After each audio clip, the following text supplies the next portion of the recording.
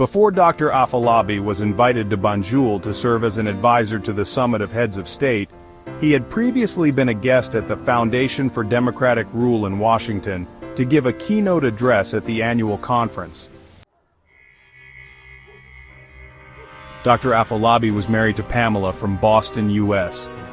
Dr. Afolabi's invitation to Washington had given the couple a chance to visit Pamela's father, a widower who lived in Boston. Dr. Afolabi fondly remembers Pamela's dad through a watch that could help one check pressure, memory, among other things.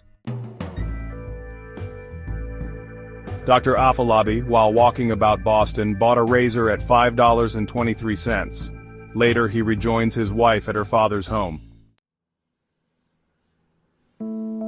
Later, while on a flight out of Washington back to Nigeria, Dr. Afolabi meets Tad Longway.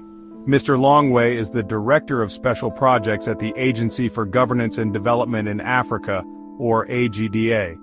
The two exchange pleasantries and contacts. I listened to your address, Dr. Afolabi, and I must say, it was brilliant. Africa in its present state has two new arrivals, corruption and impunity. Would you be interested in the adventure that is being sponsored by AGDA, whose underlying idea is to mobilize discontent with Africa in its present state into a will to change it? Dr. Afolabi consents. Heads of state had invited me to the summit to give them my views on Way Omega. Path Alpha differs from Way Omega like day and night. Whereas Way Omega is top-driven and lacks the will for implementation, Path Alpha is bottom-led and has that will.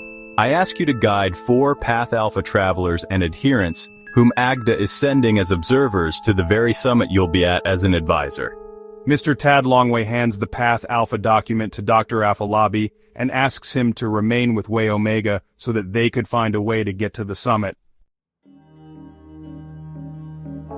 Meanwhile, Dr. Afolabi and his wife Pamela are back in Nigeria.